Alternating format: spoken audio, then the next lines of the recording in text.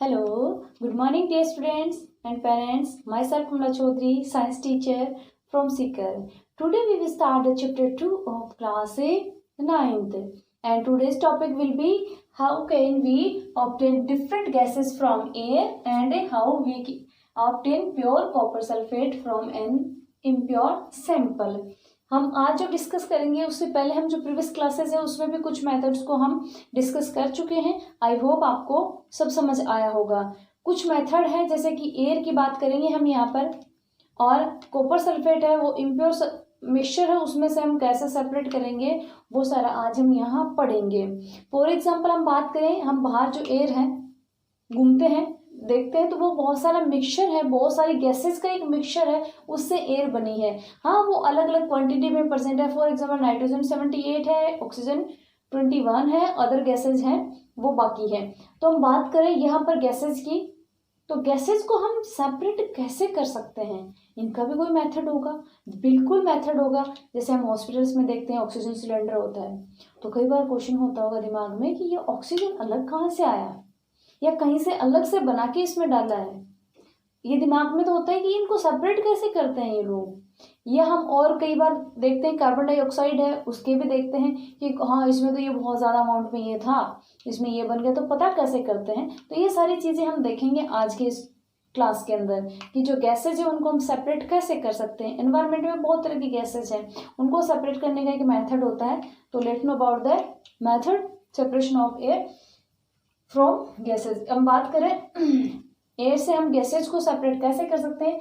मान लो एयर है, एयर आपने एक कंटेनर में रख रखी है, उसके बाद में आप क्या करते हो कि कंप्रेस करोगे, आपने उसको क्या करेंगे, कंप्रेस करेंगे। हम कई बार सुनते हैं एलपीजी है, एलपीजी की फुल फॉर्म होती है लिक्विफाइड पेट्रोलियम गैस।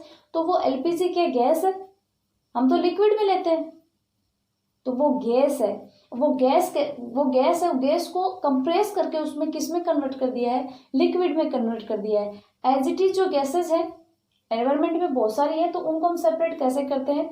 यहाँ हम देखते हैं कंप्रेस करते हैं, कूल करके, ठंडा करके, और प्रेशर डालते हैं उनके ऊपर। जैसे कि एक कंटेनर है,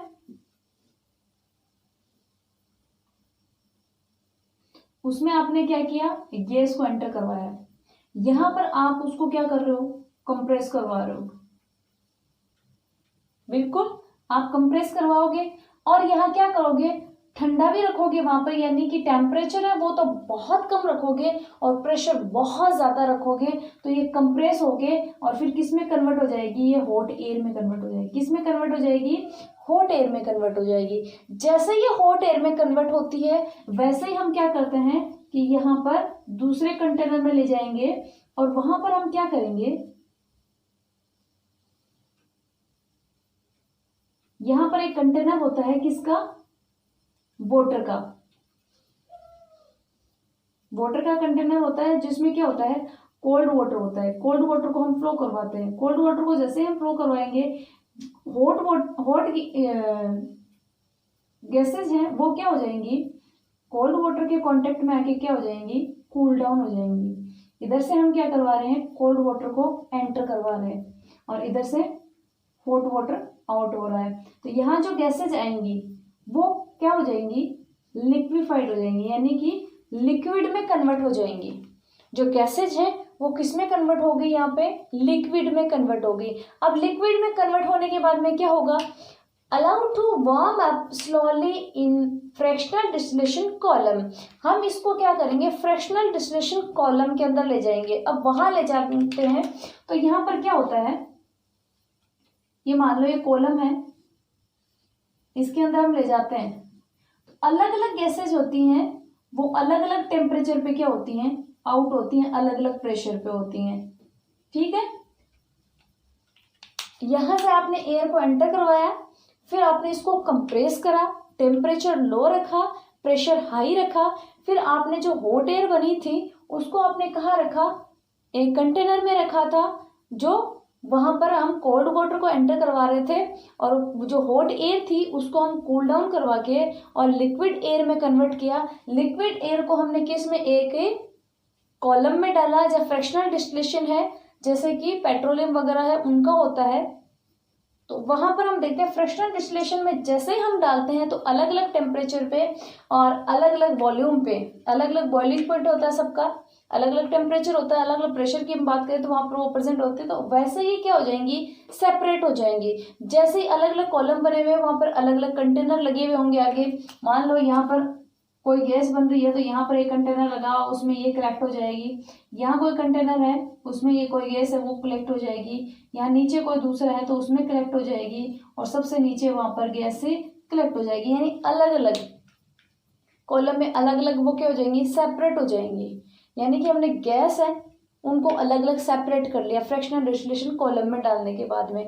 प्रोसेस हमने जो फॉलो किया वो सिंपल प्रोसेस है, कोई टफ प्रोसेस नहीं है। यहाँ पर हम बात कर रहे हैं बॉइलिंग पॉइंट की बात करें, ऑक्सीजन का बॉइलिंग पॉइंट है -183, आर्गन का कितना है -186, नाइट्रोजन का कितना है 196। यहाँ हम बात करें कि जो ऑक्सीजन है, ऑक्सीजन का परसेंटेज बाय वॉल्यूम की हम बात करें तो 20.9 है। एयर कितना परसेंट है, इतना है। ऑर्गन कितना है 0.9 है, और नाइट्रोजन कितना है 78% है। जो एयर है कौन सी, नाइट्रोजन गैस है वो एयर के अंदर प्रेजेंट है।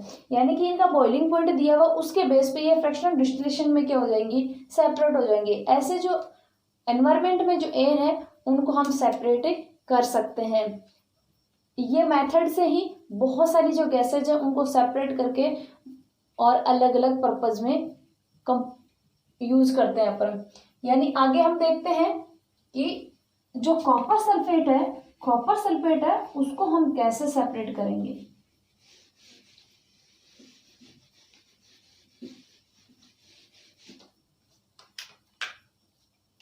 How can we obtain pure copper sulphate from an impure sample. Impure sample है उसमें से हम प्योर कैसे ऑब्टेन करेंगे, उसके लिए भी मेथड होता है, और वो मेथड होता है कौन सा, क्रिस्टलाइजेशन। यहाँ हम बात करें क्रिस्टलाइजेशन की, तो क्रिस्टलाइजेशन मेथड के थ्रू हम जितने भी सॉलिड्स हैं उनका डिस्टिलेशन करते हैं, यानी कि प्योर फॉर्म में ऑब्टेन करते हैं। या हम जो कॉपर सल्फेट है उसको हम कैसे करेंगे, अब क्रिस्टलाइजेशन है वो बॉईल करके हो सकता है, बॉईल करके कूल करेंगे उससे हो सकता है। अब यहाँ जितने भी सॉलिड्स हैं उनको प्योरीफाई हम कौन से मेथड से करते हैं, ये हमेशा ध्यान रखना। जो सॉलिड है, कॉपर सल्फेट क्या है, सॉलिड है, क्या है, सॉलिड है। तो यहाँ पर हम कौन सा मेथड फॉलो करेंगे, क्रिस्टलाइजेशन मेथड फॉलो करेंगे। बात करें to remove these impurities the process of crystallisation is used. यहाँ पर जितने भी इम्प्योरिटीज प्रेजेंट है किसमें, कॉपर सल्फेट के अंदर, उनको रिमूव किया जाता है किसके थ्रू, क्रिस्टलाइजेशन के थ्रू। हम बात करते हैं कई बार कि हम क्रिस्टल फॉर्म यानी सॉलिड फॉर्म की बात कर रहे हैं, यहाँ पे क्रिस्टलाइजेशन यानी क्रिस्टल में उसको कन्वर्ट कर रहे हैं सॉलिड फॉर्म में। अब बात करें crystallisation is a process that separate a pure solid in from of its crystal from solution. यानी कि आपके पास एक मिक्सचर है उसमें बहुत सारे क्या है, इम्प्योरिटीज प्रेजेंट है, उसमें बहुत सारे टाइप के कंपोनेंट प्रेजेंट है, तो उनको आप सेपरेट कैसे करोगे, क्रिस्टलाइजेशन से करोगे। क्रिस्टलाइजेशन जो मेथड है वो कैसे होता है कि उसको बॉईल करते हो और फिर कूल करते हो, तो अलग अलग बॉईल करते हैं तो उनका वही बात यहाँ पर जैसे अपन ने एयर क्या किया था, उनको जैसे कूल डाउन करते हैं तो अलग अलग पॉइंट होता है सबका। जैसे कि सॉलिड्स है सभी का अलग अलग बॉइलिंग पॉइंट होगा, अलग अलग। यहाँ हम एयर की बात कर रहे थे, एयर में गैसेस की बात कर रहे थे तो वहां भी अलग अलग था, और यहाँ भी बात करें तो अलग अलग होगा, तो वो क्या हो जाएंगी, अलग अलग सेपरेट हो जाएंगी। ठीक है, आगे हम बात करें crystallisation technique is better than simple evaporation technique. यहाँ हम बात करें जो क्रिस्टलाइजेशन जो मेथड है वो सिंपल इवेपोरेशन टेक्निक है उससे बेटर है। कैसे हम बात करें, यहाँ पर इवेपोरेशन के सम सॉलिड्स डिकम्पोज और सम लाइक शुगर में get charred on heating to dryness. यहाँ बात करें हम इवेपोरेशन के थ्रू अगर करते हैं कई बार तो वहाँ क्या होता है, कुछ सॉलिड्स होते हैं वो तो डिकम्पोज ही हो जाते हैं, डिकम्पोज हो गए, और कुछ जैसे शुगर वगैरह है वो हीट करने पर बहुत ज़्यादा ड्राई हो जाती है। तो मतलब इवेपोरेशन मेथड से बेटर है कि क्रिस्टलाइजेशन फॉर्म से हम क्या करें, किसी सॉलिड्स को ऑब्टेन करें। दूसरी ड्रॉबैक क्या है इवेपोरेशन की, सम इम्प्योरिटीज में remain dissolve in the solution even after filtration और evaporation. These contaminated the solid। अब कई बार जब आप इवेपोरेशन करते हो तो क्या कुछ इम्प्योरिटीज हैं वो उसमें बची रहती हैं, बट क्रिस्टलाइजेशन जो फॉर्म है उसमें जो आपको क्रिस्टल्स मिलेंगे वो प्योर फॉर्म में मिलेंगे। तो जितनी भी सॉलिड्स हैं उनको हम किसके थ्रू प्योर करते हैं, क्रिस्टलाइजेशन फॉर्म के थ्रू हम सॉलिड सेपरेट करते हैं, यानी कि हम इनसे ऑब्टेन करते हैं। और दूसरी बात क्रिस्टलाइजेशन फॉर्म की, हम जैसे समुद्र है, सी है, सी से हम किसको, सॉल्ट को सेपरेट करते हैं, वो भी इसी मेथड से करते हैं कि क्रिस्टल फॉर्म में मिलेगा और अच्छा वाला मिलेगा, उसमें इम्प्योरिटीज नहीं होंगी, तो हम इसको वहां भी फॉलो करते हैं।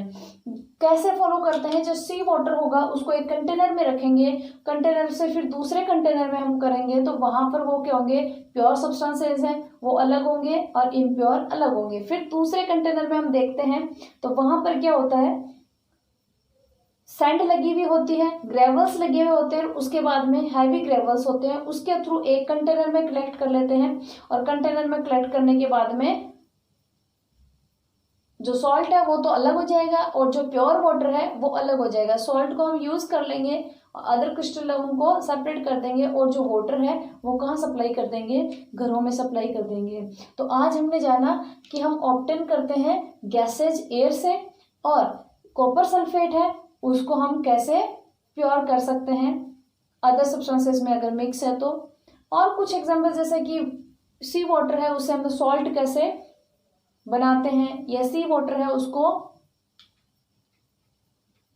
डिस्टिल फॉर्म में कैसे कन्वर्ट करते हैं, यानी कि यूज कैसे करते हैं। अगर उसका वाटर है, सी वाटर है, उसको हम यूज नहीं कर सकते तो उसको प्योर कैसे करेंगे, तो उसके मेथड्स के बारे में जाना। आई होप आपको समझ में आया होगा। कुछ क्वेश्चन है तो आप कमेंट में छोड़े। Thank you.